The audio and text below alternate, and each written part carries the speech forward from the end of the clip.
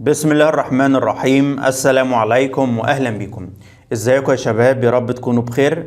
في الفيديو ده هنتكلم عن مباراة الاهلي والترجي التونسي نهائي دوري ابطال افريقيا. هقول لك انا مفاجأة كولر امام الترجي، وهركز على تفاصيل مهمة جدا بخصوص المواجهة القادمة. طبعا موعد المباراة ان شاء الله يوم السبت 25/5 الساعة 8 مساء.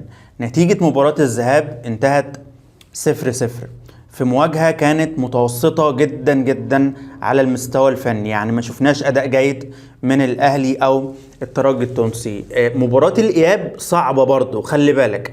يعني لما نتكلم عن نسبة فوز الفريقين 50-50، مش هقولك الأهلي عنده أفضلية كبيرة، ممكن الأرض والجمهور والكلام ده كله، ولكن برضو على أرض الواقع على أرض الملعب الترجي التونسي هيقاتل. الفريق ده عنيد جدا وصعب جدا على المستوى الدفاعي، خاصة ده في أرضهم، في أرض رادس كانوا بيدافعوا. المدرب كاردوزو ده يعني كان بيدافع بشكل كبير، والترجي فريق صلب صعب تسجل فيه أهداف.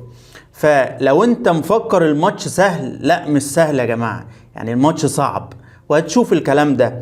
ممكن نكسب 1 أو 2 بالعافية. أهم حاجة بس نستغل الفرص، اهم حاجة نضغط من بداية المباراة، اهم حاجة ما نزهقش ما نيأس. انت فاهم ازاي؟ نضغط ونعمل اكبر عدد من الفرص. دلوقتي هنتكلم عن تشكيل الاهلي المتوقع امام الترجي ومفاجأة كولر. بالنسبة للتشكيل، في حراسة المرمى مصطفى شوبير، خط الدفاع طبعا محمد هاني باك يمين، عبد المنعم وربيعة قلبين دفاع، وظهير ايسر احمد نبيل كوكا. في خط الوسط موجود عندنا امام عاشور، مروان عطية، بالاضافه الى اكرم توفيق. الجانب الهجومي مهاجم صريح طبعا وسام ابو علي، وونجين حسين الشحات، بالاضافه الى رضا سليم. ممكن نقول ان مفاجأة كولر امام الترجي هو الفتى الذهبي كوكا او كوكا.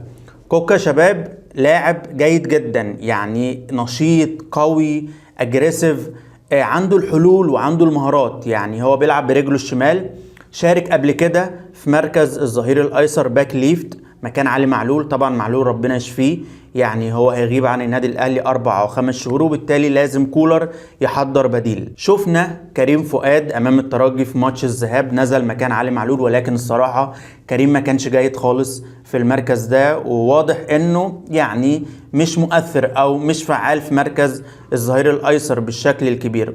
احمد نبيل كوكا لا يقدر يأدي في المركز ده، بيلعب برجله الشمال، بيعمل اوفرات بشكل كويس، عشان كده كولر بيجهزه لمركز الباك ليفت مكان علي معلول. يعني رضا سليم هيلعب بنسبة كبيرة مكان بيرسي تاو في مركز الوينج رايت او وينج ليفت، يعني حسين الشحات بيقدر يأدي وينجين، فممكن يعني رضا سليم يأدي وينج رايت. ده بخصوص تشكيل النادي الاهلي المتوقع. انا عاوز اقول لك ان محمد مجدي قفشه هيكون ليه دور مهم جدا في الشوط الثاني. يعني قفشه ممكن ينزل، او اول بديل هيفكر فيه محمد مجدي قفشه. انت فاهم ازاي؟ وهو اصلا قفشه بيأدي بشكل ممتاز في المران الجماعي. بخصوص الترجي التونسي، انا قبل كده اتكلمت عن اخطر 2 لعيبه، وانا اقول لك دلوقتي اخطر 3 لعيبه. الاول هو غيلان الشعلالي، الثاني هو يان ساس البرازيلي، والثالث رودريجيز البرازيلي.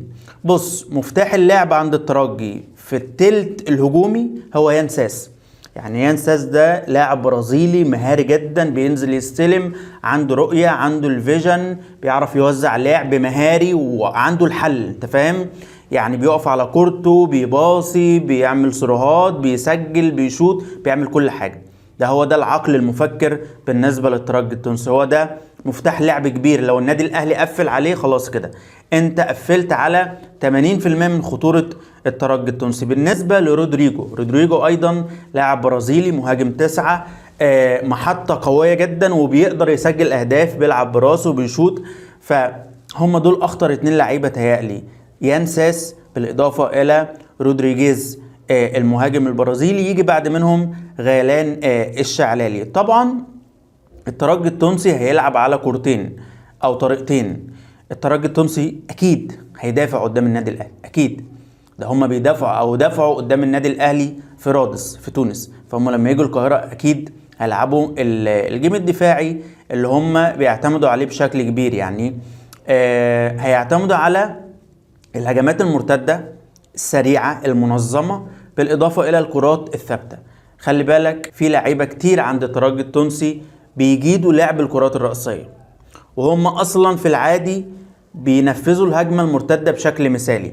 خلي بالك فالنادي الأهلي لو ضغط أكيد احنا هنضغط إن شاء الله، وهنعمل هجمات وهنكثف وهنعمل أكبر عدد من الفرص بشكل شرس بعدد كبير من اللعيبة في الخط الأمامي بكثافة هجومية. ولكن في نفس الوقت على المستوى الدفاعي لازم نحرص، لان ما ينفعش انت تنسى الدفاع، ما ينفعش انت تسيب الدنيا خالص للترجي التونسي يلعبوا الهجمة المرتدة. لا، لازم نعمل التوازن.